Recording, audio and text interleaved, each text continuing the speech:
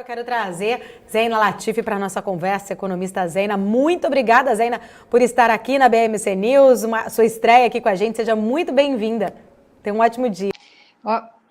Eu que agradeço o convite, um prazer. Prazer é todo nosso. Zeina, eu queria começar falando já com você sobre a nossa moeda. O real é a pior moeda do mundo entre os principais países emergentes.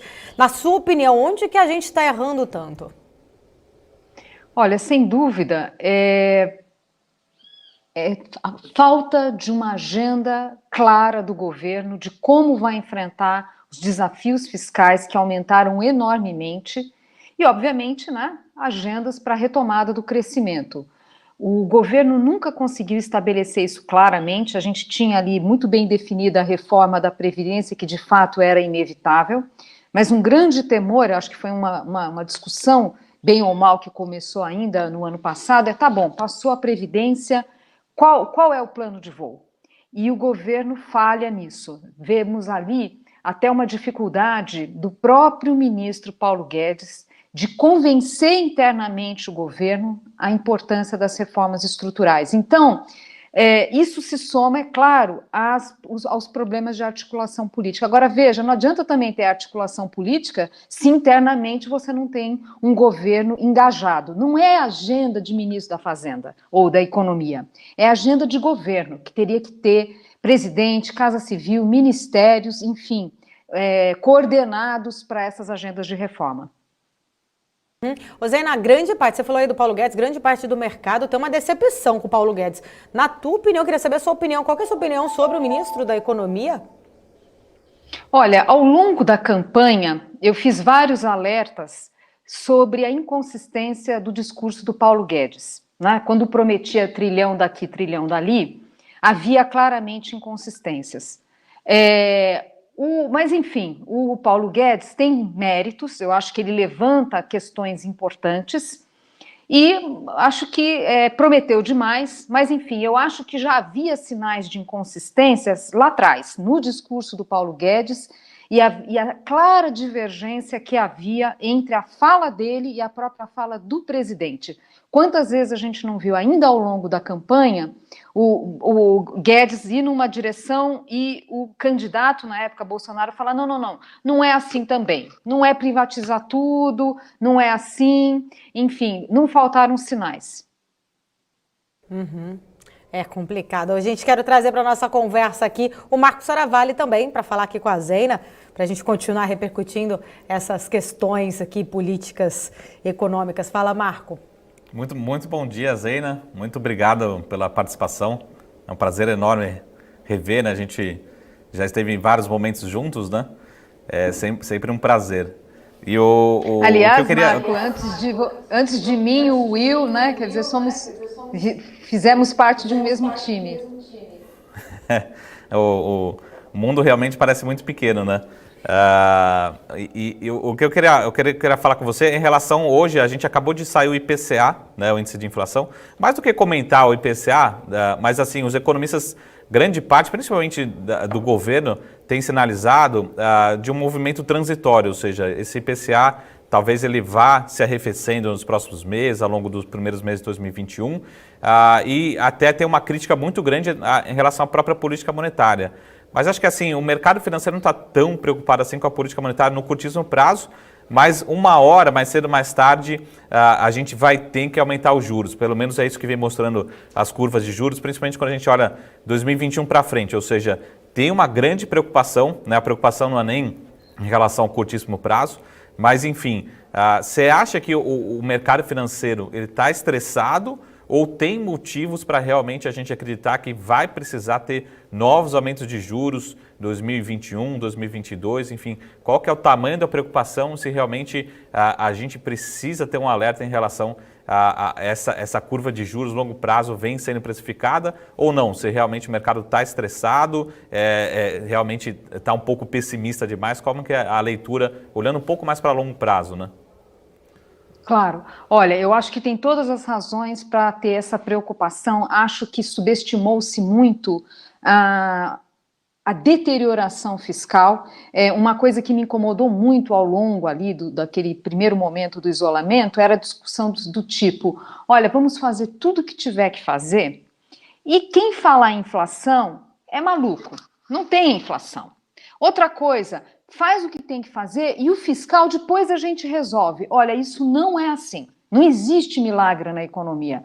O gestor de política econômica, ele tem que focar o curto prazo, mas ele não pode perder de vista o dia seguinte, né? Então não é assim, vamos gastar, vamos fazer e tudo bem. Então era muito importante, assim, acho que o governo nesse aspecto e o Congresso falharam porque não enxergaram que tinha o day after, que você tem que cuidar para ter boa qualidade do gasto público, para não ter má alocação e, obviamente, tentar compensar qualquer impulso fiscal, qualquer gasto extra, com sinalização de reforma. Ou seja, você faz o alívio, né, socorre o que tem que socorrer no curto prazo, mas deixa claro que vai ter um compromisso lá na frente de ajuste.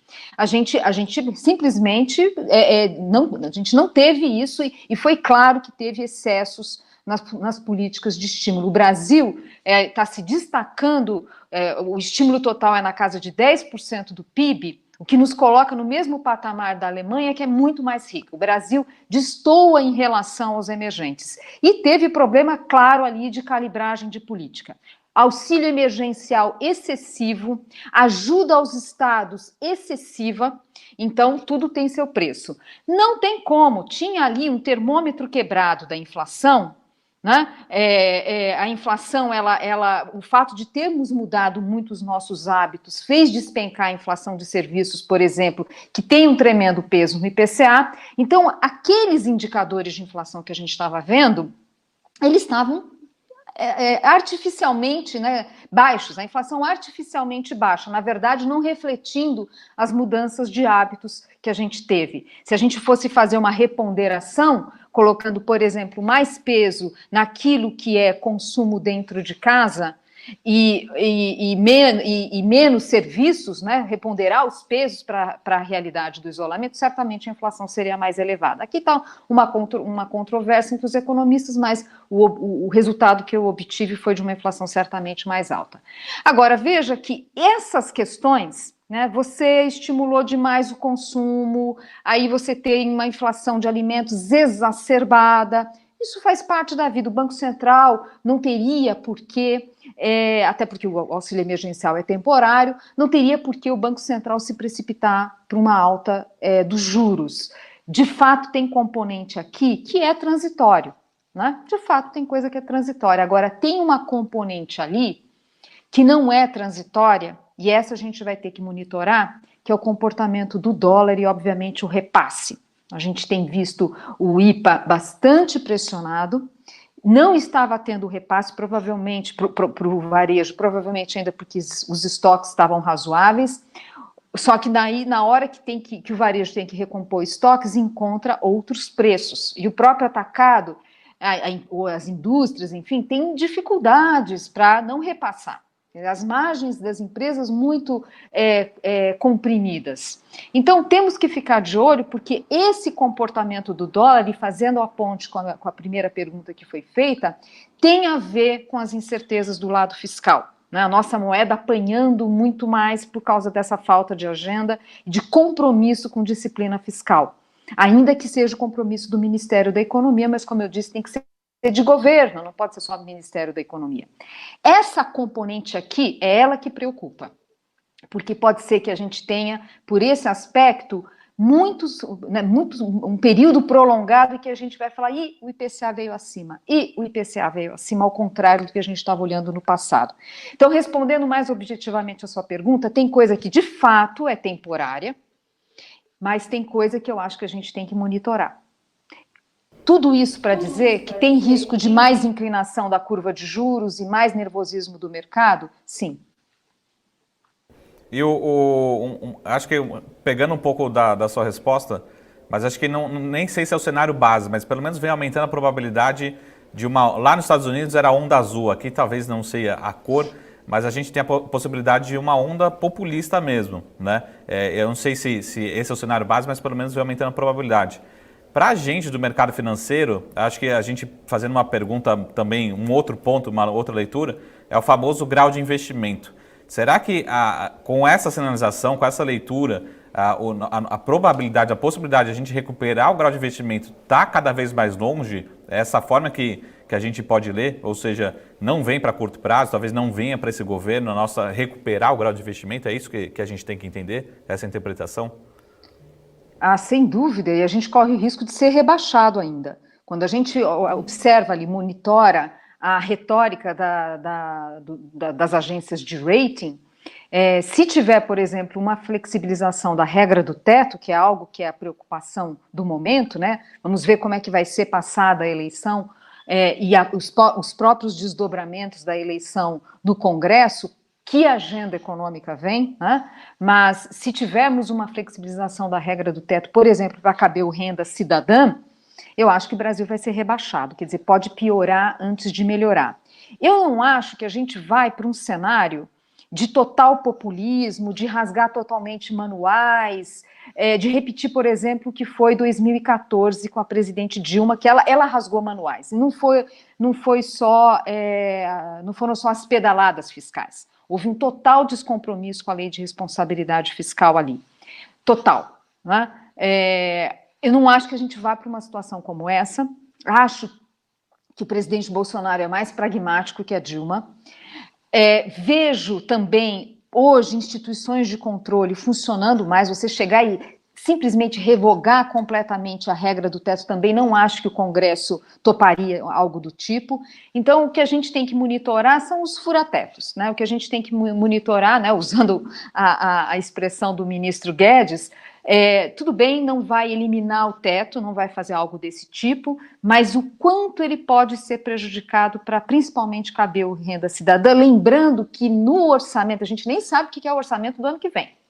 E essa proposta que foi enviada, ela já é caduca, porque algumas despesas já apareceram que não estavam ali contidas, né? Por exemplo, essa desoneração da folha, que o Congresso derrubou lamentavelmente o veto do Bolsonaro, isso implica uma despesa na casa de 5 bi para o ano que vem, que não está no orçamento.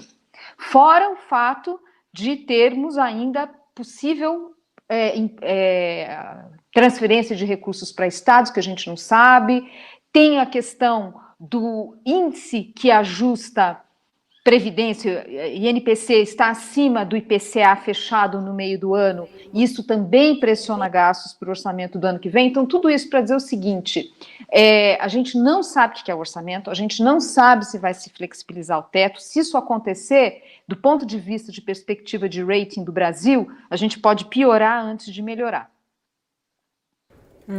Zaina, tem uma pergunta aqui dos nossos telespectadores. Em primeiro lugar, quero agradecer mais uma vez a sua presença aqui. O pessoal está adorando, muita gente elogiando você aqui. A gente sabe o tanto que você é respeitado aqui no mercado. É uma honra para a gente ter você aqui na BMC News. E a pergunta do Marco Aurélio Barbosa, ele pergunta o seguinte: gostaria de saber se a sustentabilidade do atual patamar da Selic diante dessa ameaça fiscal para 2021. Olha, como eu disse, eu não acho que a gente vai ter um rasgar de manuais assim, e ir para a total irresponsabilidade, né, que forçaria, portanto, uma ação mais contundente do Banco Central, porque a gente, nesse cenário, veria uma pressão cambial muito forte. Eu vejo casas falando do câmbio chegando a 7, num cenário como esse. Não é o cenário que eu imagino.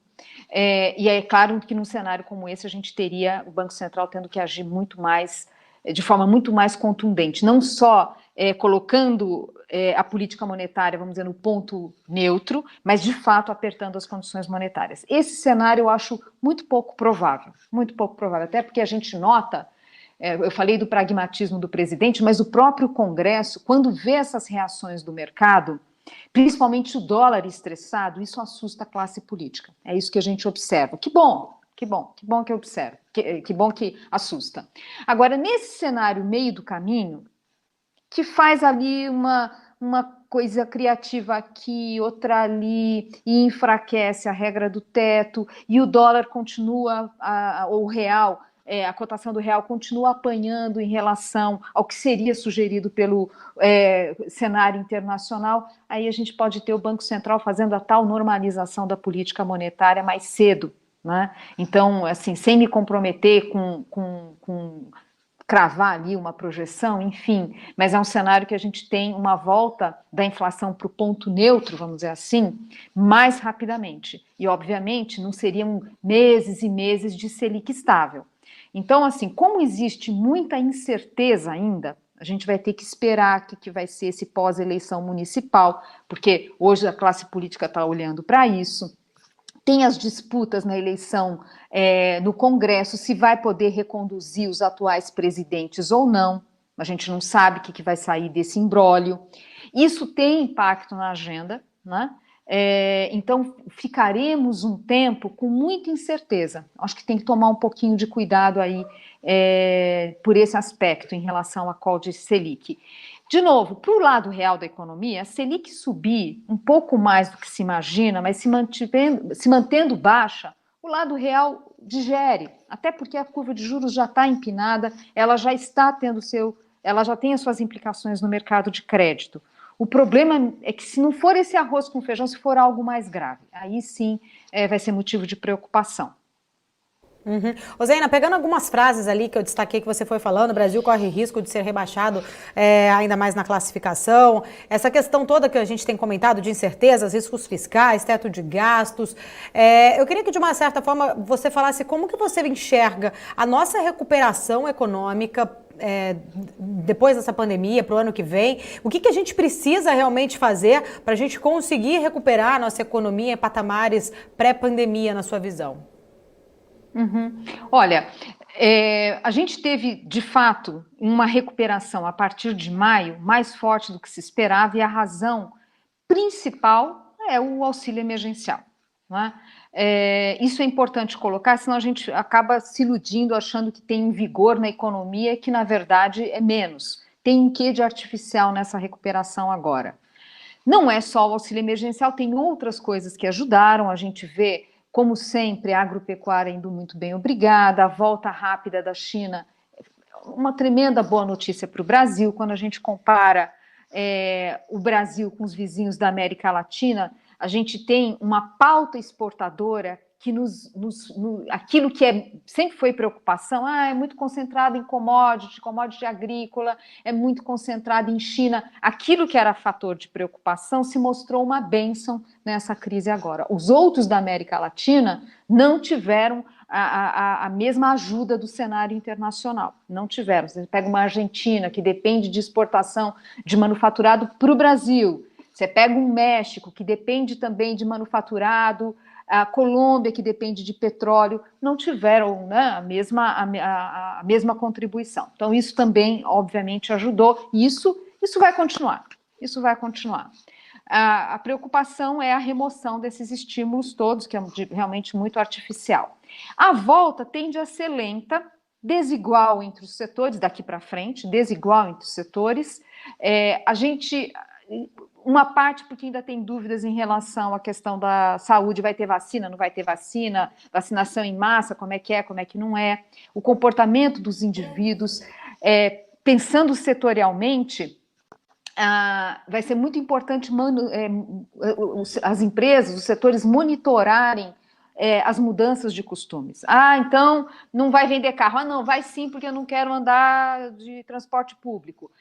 Já reformei a casa, agora o consumo formiguinha da construção civil tende a cair. Quer dizer, tem essas questões todas que têm impactos setoriais diferenciados, mas é uma trajetória de recuperação ainda que lenta. É lento, é o Brasil que a gente conhece, não deveria nos surpreender essa recuperação lenta. A gente está falando de um país que tem baixa produtividade, vai ter muita fatura para ser paga, quer dizer, tributos, dívidas, né, você teve ali diferimento, uma hora vai ter que assumir esses compromissos.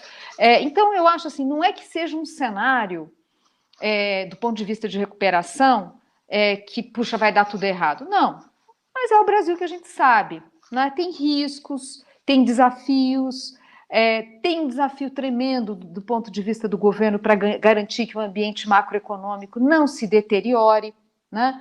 E é isso, quer dizer, vai ser uma recuperação lenta, muito diferenciada entre os setores. Você, então, você acha que esses estímulos acabaram, então, maquiando a real situação nossa, os verdadeiros riscos, de certa forma? Como que você fala, o que você acha, na sua opinião, que o Brasil poderia fazer para tentar, então, recuperar a nossa economia para o ano que vem? A gente sabe que o auxílio emergencial vai ser cortado, que somente se a gente tiver uma segunda onda é que ele possa ser estendido, mas de certa forma então ele vai ser cortado agora em dezembro. Qual que é a sua visão em relação a tudo isso? Olha, claro que eu vou falar algo que todo mundo já sabe, mas é sempre bom colocar, não tem uma bala de prata, né? Que você vai lá, vamos fazer a reforma tributária e pronto. Quer dizer, não, a gente está falando de várias iniciativas que precisam ser feitas, mas sem querer ser repetitiva, mas enfim, é muito importante, primeira coisa, o governo garantir compromisso com a disciplina fiscal. E dizer qual o caminho das pedras para manter um ambiente macroeconômico estável. Isso é o alicerce. Isso é o alicerce. Se você fica nesse ambiente que você não sabe para onde vai o dólar, não sabe para onde vai a Selic, obviamente que isso machuca o setor produtivo. Então, essa é a primeira coisa. O governo precisa reforçar qual é o seu plano de voo, né? Aí tem iniciativas, isso, do ponto de vista de recuperação, isso feito, quer dizer, de recuperação do crescimento, tem muitas iniciativas no Congresso que são de interesse do setor privado. A gente viu, por exemplo, o marco de saneamento, tem questão da agenda do setor elétrico, que precisa avançar. A gente tem discussões ainda lá atrás que a gente precisa resgatar de privatização da Eletrobras, quer dizer, tem várias iniciativas. E aí eu acho que é realmente aos poucos ir avançando nessas agendas, estabelecendo as prioridades. A questão tributária não pode ser deixada de lado, não pode. Esse é um ponto central. Então, no fundo, o que eu estou querendo dizer é que a gente sabe ali, pelo menos em linhas gerais, onde tem que avançar. A gente sabe. A gente precisa que o governo estabeleça prioridades e, obviamente, foque nelas, porque não dá para simplesmente mandar um monte de PEC para o Congresso e falar, pronto, já fiz a minha parte, mandei, agora o Congresso, se não aprovar, é culpa deles. Isso não é governar. Você tem que ir lá fazer o convencimento da classe política, fazer o diálogo, explicar tecnicamente. Outra coisa, não é simplesmente mandar, tem que ser material de boa qualidade, quantas medidas estão sendo enviadas, e quando chega lá no Congresso, o pessoal fala, nossa, mas a intenção parece boa, mas isso aqui está uma confusão, temos que, né? Então, está faltando Casa Civil para passar um pente fino naquilo que está sendo enviado para o Congresso. Eu acho a Casa Civil muito omissa. Então, tem um freio de arrumação. O papel do mercado financeiro é pressionar, o papel de cada setor da economia é ajudar na construção, né? Ter diagnósticos do que precisa ser feito e ajudar na construção dessa agenda. Agora, hoje, desculpe me prolongar, mas eu acho que esse é um ponto importante. Quando o governo se mostra desse jeito, meio perdido, né, isso acaba aumentando o espaço para demandas oportunistas do setor privado. Isso a gente viu agora na questão da desoneração. Então, o governo precisa ser muito firme, mostrar os números, mas falar, olha, não pode cair esse veto, porque senão a falta de agenda, ela gera estrago no Congresso. Os interesses cartoriais, os interesses localizados acabam prevalecendo e, obviamente, com prejuízo da sociedade. Zeina, mas você acha que, na tua opinião, existe clima político para retomada das reformas, de tanto que a gente precisa dessas reformas para essa recuperação? Olha, a gente aprende na nossa história que é nas crises que o Brasil faz reforma. A gente não pode desperdiçar essa crise. A situação fiscal é realmente muito grave, né? Tem muita bomba armada aí, a situação é realmente muito grave. Então, se uma crise não for suficiente para a classe política se organizar e, ao mesmo tempo, o Ministério da Economia ganhar protagonismo dentro do governo, então, realmente, a gente vai... É o erro duplo. Então, o clima no Congresso, ele pode ser construído. A gente precisa de muita coisa ainda para nossa recuperação chegar. Eu quero trazer o Marco para a nossa conversa aqui com a Zeina, que ele tem uma pergunta aqui para ela. Fala, Marco. Zeina, só uma última pergunta, que acho que é a pergunta do do dia, né? A gente está caminhando aqui para um cenário de eleição democrata, né? Caminhando, né? A gente não está definido ainda. Mas as leituras, pelo menos que a gente tem aqui na mídia do Brasil, é que o nosso presidente aqui tem uma ótima relação com o presidente americano, né?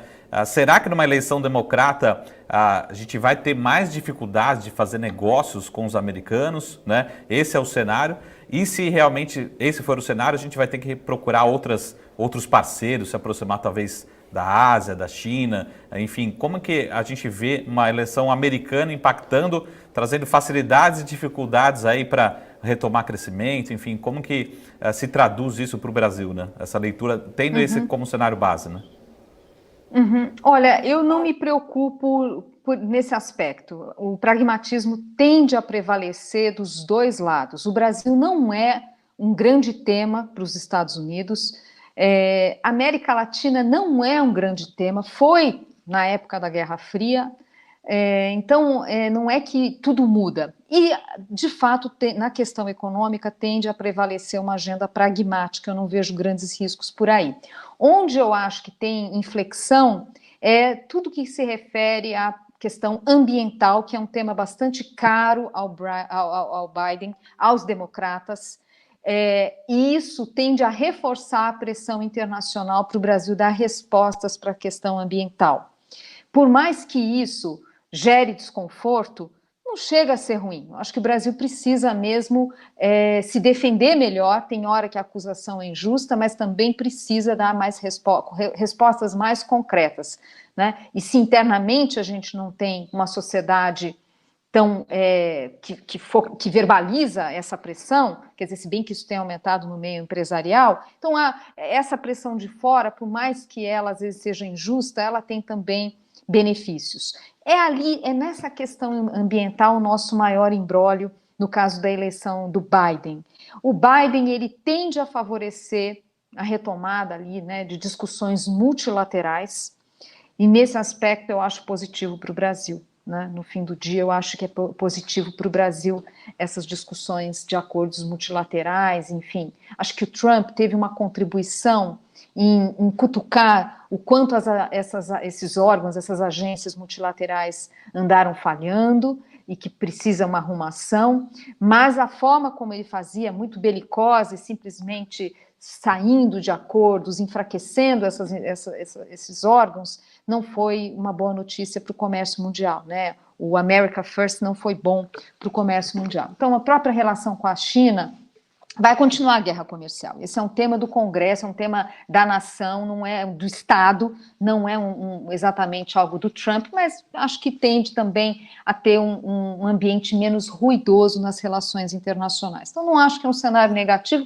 Agora, realmente, a questão ambiental a gente vai ter que monitorar de perto.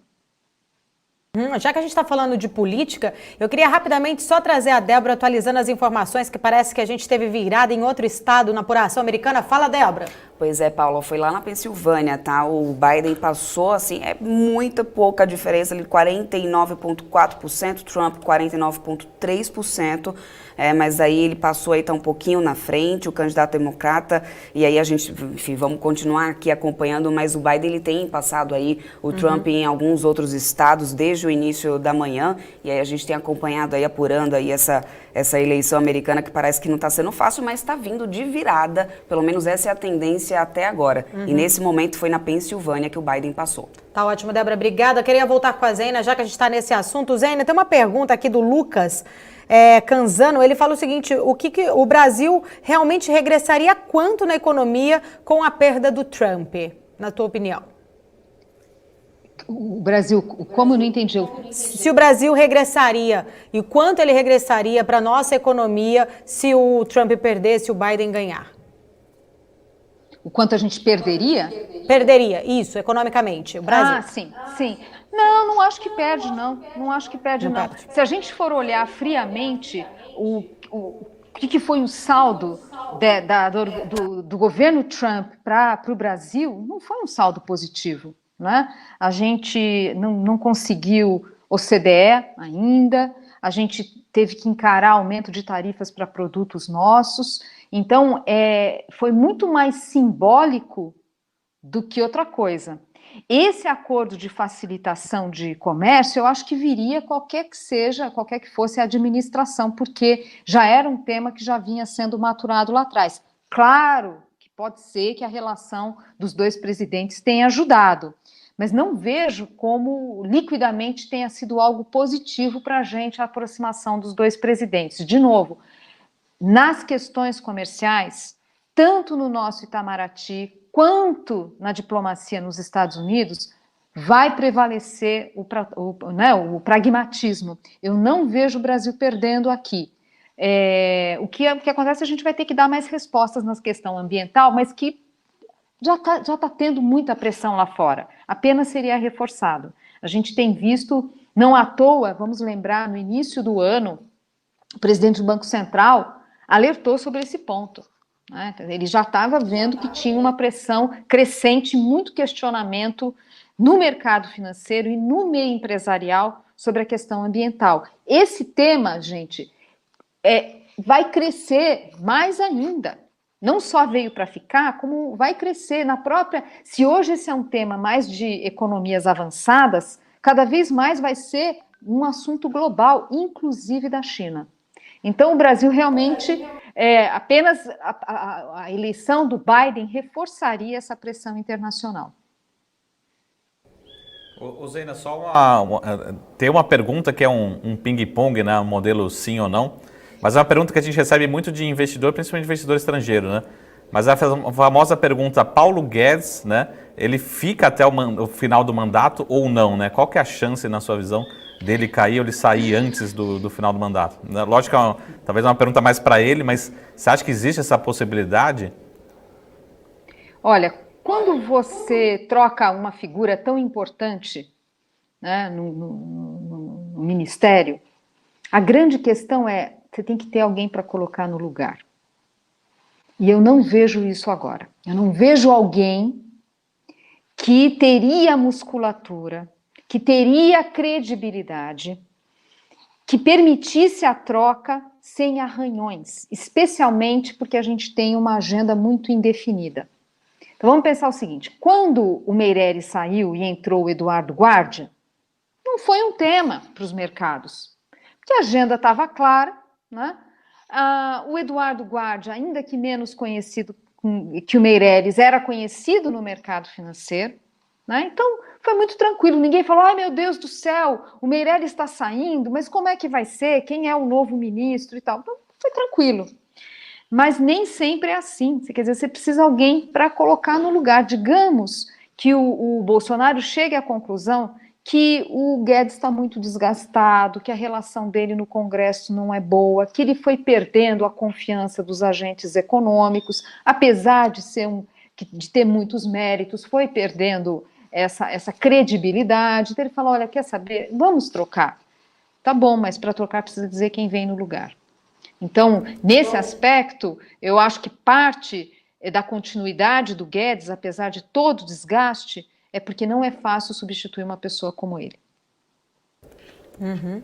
Marco, tem mais alguma pergunta para a Zeina? A gente já está aqui tomando mais de meia hora da agenda dela, a gente sabe o quanto a agenda dela é apertada. Você tem mais alguma pergunta? Não, acho que é só para a gente fazer o resumo de todo esse bate-papo, foi muito bom, muito enriquecedor. Mas fazer todo o resumo, até eu acho que o próprio presidente falou em alguma live algumas semanas atrás, ele falou assim, pô, vamos perguntar para o mercado financeiro quais são as sugestões, o que realmente hoje você fosse falar para o presidente, né? O que realmente, presidente, o que você tem que fazer, qual que é o foco, né? Você falou que não tem uma bala de prata, mas assim, onde é que a gente tem que focar nesse mês, nos próximos 12 meses, 2021, realmente, não só ele também vai pensar muito na reeleição, lógico, mas assim, para a gente recuperar um crescimento sustentável, recuperar nossa credibilidade fiscal, enfim, qual seria o recado hoje que você passaria para o presidente, resumindo toda a nossa conversa aqui hoje? Olha, eu acho que o primeiro ponto aqui tem uma questão, tem um nó de curto prazo que precisa ser cuidado, porque ele vai ser um sinalizador para o que virá, que é o orçamento do ano que vem, né? Então, como eu disse, tem despesas que vão ter que ser acomodadas ali e tem a intenção de criar o Renda Cidadã, que é absolutamente meritório, porque a gente sabe que a volta do mercado de trabalho é lenta e você não pode deixar pessoas para trás nesse processo, é natural defensável que se dê uma turbinada no Bolsa Família, pelo menos por um tempo, nesses momentos ainda difíceis do país, não tem vacina, a falta do emprego, enfim, todo mundo sabe disso. Então, por esse aspecto, eu colocaria como prioridade hoje na agenda do Congresso a PEC emergencial, né, e os gatilhos para a regra do teto funcionar. Então, precisamos dar alguma flexibilidade no orçamento, reduzindo o crescimento do gasto com a folha, para poder ter essa sinalização de disciplina fiscal de curto prazo, né? Porque isso já ajudaria a acalmar os mercados, isso já tiraria da frente de discussões sobre mas o dólar, mas a curva de juros, as repercussões disso tudo na economia, porque as pessoas acham que é tema de mercado financeiro e que não contamina o lado real. Contamina sim, né? Então, eu acho que é isso. Precisa definir as prioridades, eu diria que essas duas medidas, elas precisam avançar. E aí, o resto, né, você vai construindo. Mas essas decisões emergenciais, elas são importantes. A sua participação aqui na BMC News, quero dizer que estamos aqui sempre de portas abertas, será sempre uma honra poder contar com você mais vezes aqui na nossa programação. Muito obrigada mesmo, mais uma vez, por estar aqui com a gente. Tenha um ótimo dia, um ótimo final de semana. Olha, foi um prazer enorme conversar com vocês e parabéns pelo profissionalismo, eu desejo muito sucesso.